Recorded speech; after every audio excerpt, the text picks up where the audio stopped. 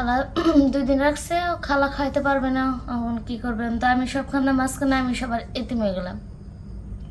আমার মনে থাকার জায়গাও নাই, মানে খামো যে 2 বেলায় এটাও নাই।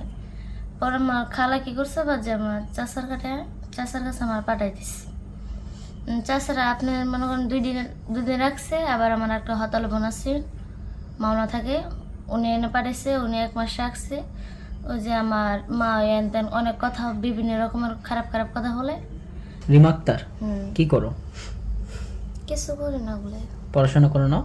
বয়স কত হয়েছে তোমার? 12 বছর চলতেছে। 12 বছর চলতেছে। হুম, কি করো এমনি?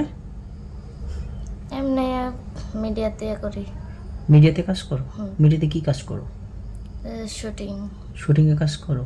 কি কি কাজ করো? কি ক্যারেক্টার নিয়ে বেশি কাজ করো? মানে যখন যেটা পারি। যখন যেটা পারো। কতদিন হলো মিডিয়াতে? প্রায় 2-3 মাস হয়েছে। 2-3 মাস হয়েছে। কেন আসলাম মিডিয়াতে পড়াশোনা বাদ দিয়ে? ইচ্ছা আছে না একটা, যে মিডিয়াতে কাজ করা অনেক ইচ্ছা আছে, আর সেটা পূরণ করছে আল্লাহ তাআলা। গান গাওয়ার ইচ্ছা আছে, এটা পূরণ করছে। তাই তুমি গান গাইতে পারো? হুম। আগে একটা গান শুনি। কি গান শুনাম? যেটা তোমার পছন্দের গান, যে তোমার যার একটা পছন্দের গান থাকে। প্রতিদিন তোমায় দেখি সূর্যের আগে, প্রতিদিন তোমার কথা হৃদয় জাগে। ও আমার দেশ, ও আমার বাংলাদেশ, ও আমার দেশ, ও আমার বাংলাদেশ। নদীর দ্বারাই পাখির গানে নতুন স্বপ্নে ছবি জানে। নদীর দ্বারাই পাখির গানে নতুন স্বপ্নে ছবি জানে।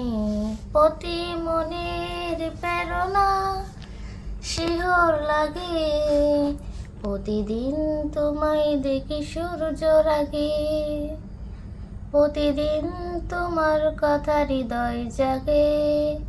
ও আমার দেশ, ও আমার বাংলাদেশ। সুন্দর, অনেক সুন্দর। তুমি কি দেশকে বেশি ভালোবাসো?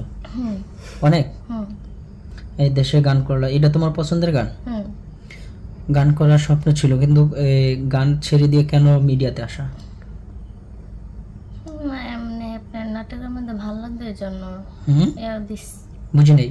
মানে নাটক শুটিং নাটক শুটিং ভালো লাগে। তার চেয়ে অনেক সম্মানিত গান করলে পাওয়া যায়, সেটা জানো? জানি তো। নাটক ভালো লাগে সবচেয়ে বেশি। তো তোমার গানের স্বপ্ন কি আগে পূর্ণ হয়েছে নাকি শুটিং এ? শুটিং এ পূরণ হয়েছে। আর গানেরটা? হুম? গান গানটা পূর্ণ হয়েছে, কিন্তু গান গাইতেছে না ইদারিং। কেন, কোথায় শিখছো গান? গান শিখছি ঢাকা, উত্তরা। টাকা উত্তরা। আচ্ছা, আর ভিতরে না যাই। তা আজকে এই যে মিডিয়াতে কাজ করছো, কেমন লাগছে? ভালো লাগছে খুব। বাড়িতে কে কে আছে?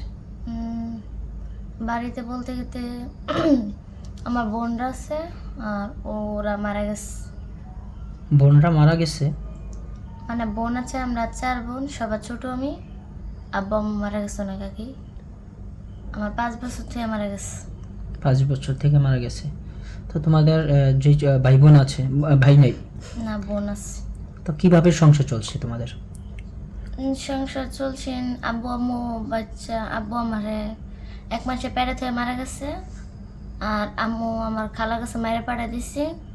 ওরা আমার খালা বাড়ি আগে ছুটে মেশিন পাড়া দিছে 5 বছর বয়সে।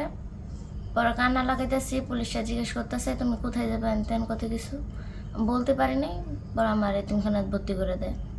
পরে আমি বলতে পারি না। পরে যখন আমার 10 বছর পুরো অলরেডি হয়েছে, বুধ দিতেছে আস্তে আস্তে, আমি এতিমখানাতে বাইরে আসি। খালার দিকে চিনা আমাদের এলাকা জানতাম না কোন এলাকা, শুধু আমাদের এলাকা বাঘ জানতাম। ইউটিউবে চার্জ দেয় দেখে বাঘের বাজার পড়ছে। পরের দিকে নিয়ে যা কইলো যে মায়ের কেঠা, পরে বলতেছে যেমন যে জুসনার মাইয়া। পরে গেছি, যা শুনি যে আম্মু মারা গেছে আরো 5 মাস আগে, 1 বছর হইতেছে পুরা। কিন্তু তখন তো চোখের পানি ঠিক করে ধরুন রাখুন যায় না, কারণ তখন মা ছাড়া একদম অসহায় ছিলাম, অনেক এতিম। অনেক এতিম ছিলাম। আমার মনে করেন খালা 2 দিন রাখছে, ও খালা খাইতে পারবে না। খালা 2 দিন রাখছে, ও খালা খাইতে পারবে না।